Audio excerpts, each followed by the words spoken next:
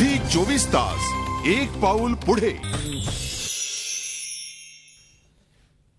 पुन्हा एकदा सगळ्यांचं स्वागत या शो मध्ये. आणि आता वेळ झाली ती तुमच्या प्रश्नांना उत्तरं देण्याची, आणि त्यासाठी आपल्याबरोबर नेहमीप्रमाणे राजेश तांबे सर स्टुडिओमध्ये आहेत. आधी आपण त्यांचं स्वागत करूया. सर, स्वागत या शो मध्ये तुमचं. सरांची थोडक्यात ओळख सुद्धा आपल्या नवीन प्रेक्षकांना करून देते. राजेश तांबे गेली 23 वर्ष शेअर बाजार या क्षेत्रामध्ये आहेत. तसंच झी बिझनेस या आमच्या बिझनेस वाहिनीवरच्या डिस्ट्रिक्ट का डॉन आणि मिड कॅप बाजार या शो मधून सुद्धा ते प्रेक्षकांना मार्गदर्शन करत असतात. तसंच या शो मध्ये सुद्धा दर शनिवारी संध्याकाळी 6 वाजता प्रेक्षकांच्या प्रश्नांना उत्तरं देत असतात. तुम्हाला सुद्धा काही प्रश्न असतील तर जरूर विचारा, मात्र तुमचे प्रश्न फक्त शेअर बाजाराशी संबंधित असावेत ही विनंती तुम्हाला. तर आपल्याला काही प्रश्न असतील तर जरूर विचारा. 1002210110 आमचा टोल फ्री नंबर आहे. सर, आपल्याला अनेक फोन यायला सुरुवात झालीत. पहिला प्रश्न आपण मुंबईतून घेतोय ओंकार यांचा. नमस्कार ओंकार, विचारा आपला प्रश्न. मी ओंकार बोलतोय. माझा प्रश्न फिनोलेक्स इंडस्ट्रीज वर आहे. ऍव्हरेज 55च्या कॉस्टवर मी अराउंड 1000 शेअर्स अक्युम्युलेट केलेले आहेत. ह्याच्या आधी मी 25% होल्डिंग मध्ये प्रॉफिटही घेतलेलं आहे. प्रॉफिट पर्सेंटेज बघितलं तर ते सुद्धा अराउंड होतं. आता मला 2 ते 1 वर्षांचं काय पर्स्पेक्टिव्ह आहे ते मला कळू द्या, कारण शेअर बऱ्याच मोठ्या रेंजमध्ये ट्रेड होत गेलाय, अराउंड मोर दॅन 100. तर आता साधारण 55 कॉस्टवर आय एम होल्डिंग. काय मला ठीक आपण विचारूया ओंकार सरांना. सरांचं काय म्हणणं आहे? फिनोलेक्स इंडस्ट्रीजचे शेअर्स आहेत त्यांच्याकडे. छाबरिया म्हणून प्रमोटर आहे, जुने उद्योगपती आहे, पुण्याला ही कंपनी आहे. पण या ग्रस्तांना हे कळायला पाहिजे की जेव्हा तुम्ही फिनोलेक्समध्ये एंट्री घेता, तुमचा एक्सपोजर कोणत्याही या कंपनीमध्ये should not be more than 2 to 3% of your total investment. हा थंब रूल आहे. आता हे ग्रस्त म्हणतात की हे केबल्स बनवतात. आपण टेलिफोनमध्ये पण बघितलं की पहिले त्यांनी नॉर्मल केबल्स होते, मग जेलीफील्डमध्ये गेले आणि त्याच्यानंतर मग फायबर ऑप्टिक्स आला. यांनी ज्या उद्योगपत्यांनी जेलीफील्डमध्ये टाकला पैसा त्यांचा सगळा आउटडेटेड झाले ते, बिकॉज त्याच्यानंतर कोण घेणार. केबल्समध्ये पण माझं असं म्हणणं आहे की today what kind of cables are you making. Power cables बनवताय, टेलिकॉमचे फायबर ऑप्टिक केबल्स बनवताय. तो युअर बायर्स आर बेसिकली कोण आहे? Telecom is your biggest buyer, railways is your biggest buyer, defence is your biggest buyer. पण त्याच्यामध्ये तुम्हाला काही अशी काही ग्रीन हे तर नाही आहे ना की तुम्हीच फक्त he is the only producer of manufacturer of the cable, आणि त्याच्यामध्ये त्या केबलमध्ये काही गोल्ड लाइनिंग तर देत नाहीये. तर you know what the raw material cost is and the fabrication जे तुम्ही करता त्याच्यामध्ये. तर it's a stiff competition. Okay. And जो पण कोणी बायर असेल, whether it is railways, defence, when they are buying in bulk quantity, Omkar, you should understand that they would buy it at a rock bottom price. अरे tyre companies जेव्हा supply करतात, original equipment manufacturers as OEM मार्केटमध्ये मारुतीला, general मोटर्सला, फोर्डला, या सगळ्या companies माल जेव्हा घेतात रॉक बॉटम प्राइसमध्ये घेतात. तर याचा अर्थ हे अच्छा रिप्लेसमेंट मार्केट असं किती आहे याच्यामध्ये. टायर्समध्ये तर आहे, बॅटरीजमध्ये आहे. तर इथे आणि हा जर त्यांनी प्रॉफिट केला, हा हिस्टॉरिक याच्यावरती केला. एकदा प्रॉफिट केला, परत तुम्ही त्याच गल्लीमध्ये चाललाय. अरे 5000 कंपनीज आहे, 50 शेअर्स घ्या, याच्यापेक्षा चांगले चांगले शेअर्स आहे. फिनोलेक्सच्याच मागे कशाला लागलाय. ठीक आहे. आपल्यावर पुढचे प्रेक्षक आहेत, साताऱ्यावरून सुनील आहेत. नमस्कार सुनील, विचारा आपला प्रश्न. नमस्कार तांबे सर. हा सुनील बोला. सुनील बोलतोय. मी प्राज इंडस्ट्रीज 75 रुपयाला घेतलेले आहेत 100 क्वांटिटी. कुठली industry? Praj. Praj. JK tyres 114 ला घेतलेले आहेत 200. कोणते टायर्स? जेके. हा, तर ते होल्ड करू देत काय तर स्पीकर काय. अच्छा, फार उत्तम. पुण्याचीच कंपनी प्राज इंडस्ट्रीज. थमॅक्समध्येच काम करणारे लोक त्याच्यातनं सेपरेट झाले. त्याच्यानंतर त्यांनी ही कंपनी इन्कॉर्पोरेट केली. 700 कोटीचा टर्नओव्हर आहे. झिरो डेट कंपनी आहे. तुमचे रजिस्टर्ड वेंडर्स आहे. And the fantastic part is की जो काही तो बिझनेस करतात फार छान आहे कंपनी. तर आय वुड सजेस्ट प्राजला ठेवा. व्हॅल्युएशनच्या हिशोबाने आज तुम्हाला त्याच्यामध्ये लॉस होतोय, पण हा मी म्हणेल नोशनल लॉस आहे. पण तुम्ही छान कंपनीमध्ये तुम्ही इन्व्हेस्ट केली आहे. ज्यांच्याकडे जेके टायर्स आहे, ज्यांच्याकडे अपोलो टायर्स आहे, MRF ज्यांच्याकडे आहे. आणि जसं मी तुम्हाला सांगितलं, MRFचे मापिल्ले जे चेअरमॅन आहे, मी आजपर्यंत कधी त्यांना सीआयच्या मीटिंगमध्ये पण बघितलं नाही, आजपर्यंत मी कधी त्यांचा फोटो पण बघितला नाही. ते कधी असे फोटो पण आपला देत नाही. MRFचा आणि त्याची फ्लोटिंग स्टॉक पण खूप कमी आहे, म्हणून तो 10,000चा शेअर आहे.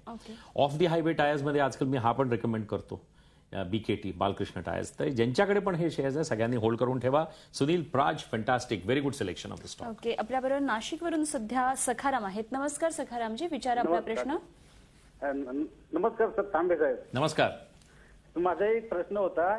मी गुंतवणूक केलेली आहे रिलायन्स म्युच्युअल फंड मध्ये पर मंथ 2000 रुपये, सुंदरम म्युच्युअल फंड 2000 रुपये, ICICI म्युच्युअल फंड मध्ये 1000 रुपये, असे 5000 रुपये पर मंथ गुंतवतोय. ते योग्य आहे का बंद करावं? म्युच्युअल फंड्स मध्ये सगळ्या गुंतवणूक आहे. सखारामजी, माझं असं म्हणणं आहे की तुम्हाला स्वर्ग बघायचा आहे, तुम्ही दुसऱ्याला सांगताय की मला स्वर्गाचे द्वार द्या. स्वतः का नाही इन्व्हेस्ट करत इक्विटी मार्केटमध्ये? पैसा तुमचा आहे, तुम्ही दुसऱ्याला सांगता, ते इन्व्हेस्ट करणार, ते आपला प्रॉफिट आपल्यासाठी ठेवणार आणि त्याच्यातला पार्ट ऑफ द प्रॉफिट तुम्हाला काहीतरी देणार. तर तुम्हाला अगर हे करायचं असेल, जास्त प्रॉफिट घ्यायचा असेल, तर कोणी तुम्हाला दुसरा कसा कमवून देणार आहे? या कॉर्पोरेट कंपनीज आहेत, त्यांचे पण आपले ओव्हरहेड्स आहेत, त्यांनाही सॅलरीज द्यायच्या आहे लोकांना. तर माझा अर्थ हे आहे की आता तुम्ही भरपूर याच्यामध्ये इन्व्हेस्ट केलेली आहे, जेवढा इन्व्हेस्ट केला तेवढा भरपूर आहे. आता स्टॉप करा आणि त्याच्यापेक्षा हा एक्सपोजर स्वतः घ्या. आपल्यापेक्षा इक्विटी मार्केटमध्ये आपला स्वतः पैसा स्वतः लावा आणि चांगले सिलेक्शन ऑफ द स्टॉक्स घ्या. 4-5 स्टॉक्समध्ये करा. And the end of the story you will always make profit. Loss होण्याचा प्रश्नच उठत नाही. ठीक आहे. आपल्याबरोबर पुण्यावरून पुढचे प्रेक्षक आहेत, संतोष आहेत. नमस्कार संतोष, विचारा आपला प्रश्न. हा नमस्ते. माझ्याकडे सेसागोवाचे 300 शेअर्स आहेत, 330 नी. हा, तर मग ऍव्हरेजिंग साठी ह्याच्या रेटला अजून घ्यावेत का थांबावं? किंवा मग म्हणजे दुसरीकडे कुठे, म्हणजे एसबीआयचे पण आहेत, म्हणजे मग पर्यायी दुसरे कुठले घ्यावेत का काय सेसागोवाचे अजून ऍव्हरेज करण्याकरता घ्यावेत? ठीक आहे, ठीक आहे. पहिली गोष्ट तर अनुपमा, मला आजकाल हेच नाही समजत, हार्वर्ड बिझनेस स्कूलमध्ये पण, IIM अहमदाबादमध्ये पण हा काही कॉन्सेप्ट कोणाला समजत नाही. हे जे जार्गन शब्दांचा जो आपण हा प्रचार करतो टीव्हीच्या माध्यमाने, आणि हिंदुस्थानाची जनता जी कॅरेड होऊन जाते. माझं म्हणणं हे आहे संतोष, ॲटलिस्ट आपल्याला देवानी इथे बुद्धी दिलेली आहे, त्याचा वापर करा. कोणी दुसरा माणूस तुम्हाला हे ॲव्हरेजिंगचा कॉन्सेप्ट सांगतो, मी तुम्हाला सांगितलं हॉर्वर्ड अजून वन ऑफ द बेस्ट बी स्कूल्समध्ये पण हे सांगत नाही. तुम्ही ॲव्हरेजिंगचा कॉन्सेप्टमध्ये खाली गेला, तुम्ही त्याच्यानंतर अजून खाली गेला, तो शेअर अजून खाली गेला, तो तुम्ही विकत घेत जाणार. म्हणजे पहिलेच तुम्ही खड्ड्यामध्ये, अजून तुम्ही म्हणता मी खाईमध्ये जाणार, म्हणजे डीप ओशनमध्ये जाणार. What is this nonsense? त्याच्यापेक्षा सेसागोवाचा अंडरस्टँड करा fundamental, the company which is into टू आयरन ओर. आता आयरन ओर स्टीलची सायकल फार वाईट आहे. स्टीलची पण सायकल जेव्हा चांगली होईल तेव्हा सेसागोवा होल्ड करून ठेवा, तेव्हा तुम्हाला चांगली प्राइस मिळेल. वेदांत ग्रुपची कंपनी आहे, Anil Agarwal, who's done fantastic London metal एक्सचेंजमध्ये. तर मेटल कमॉडिटीजमध्ये he is the king, I would say. तर तो होल्ड करून ठेवा. SBI वेल कॅपिटलाइज बँक आहे, पब्लिक सेक्टर, त्याच्यामध्ये ठेवा. रिलायन्स कॅपिटल घ्या ना, 300 रुपयामध्ये, 300-325 रुपयामध्ये. आणि 400 रुपये जेव्हा जातो तेव्हा 70 रुपये लोक कमवतात, फार खुश होतात.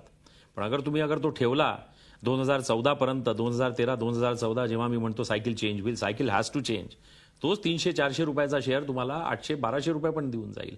पण एका रात्री तुम्ही अब्जोपती होऊ शकत नाही संतोष बाबू. ही रायटिंग ऑन द वॉल आहे.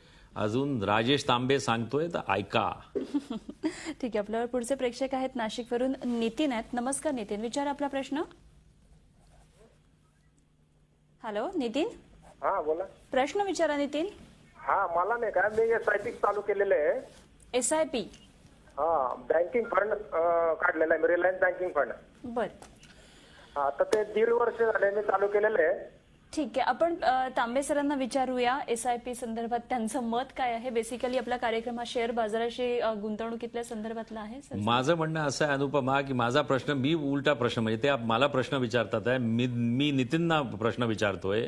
फिलॉसॉफी कधी वाचली आहे का? फिलॉसॉफी सब्जेक्ट म्हणजे जगलरी ऑफ वर्ड्स आहे. तुम्ही पण या जगलरी ऑफ वर्ड्समध्ये झाला. SIP मध्ये तुम्हाला कोणीतरी सांगितलं सिस्टमॅटिक इन्व्हेस्टमेंट प्लॅन, आणि तुम्ही गेल्या त्या सिस्टमॅटिक याच्यामध्ये. काय सिस्टमॅटिक आहे याच्यामध्ये? Nothing is systematic. जो माणूस तुमचा सिस्टमॅटिक इन्व्हेस्टमेंट प्लॅन बघतोय, जेव्हा मार्केट एवढे वॉलेटाईल आहे, त्याला काय माहिती मार्केट कसं बिहेव्ह करणार आहे? साक्षात वरतून देव पण आले तर ते पण म्हणतील की अरे सगळं ही जगलरी आहे ते या मार्केटची. देव पण म्हणतील सगळी जगलरी तुम्ही करताय. स्वतः तुम्ही का नाही एक्सपोजर घेत इक्विटी मार्केट्समध्ये? एक शेअर घ्या चांगला आणि बसा ना शांतीने.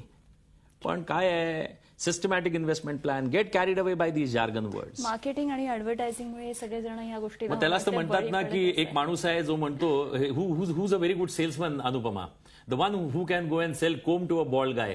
ज्या माणसाच्या डोक्यावर केस नाही त्याला अगर तू कंगवा विकून आली तर तो एक्सलंट सेल्समन आहे. माझं खरंय खरंय. आणखी काही आपण फोन्स घेणार आहोत प्रेक्षकांचे, मात्र इथे वेळेसाठी एका छोट्याशा ब्रेकची पाहत राहा झी 24 तास. झी 24 तास, एक पाऊल पुढे.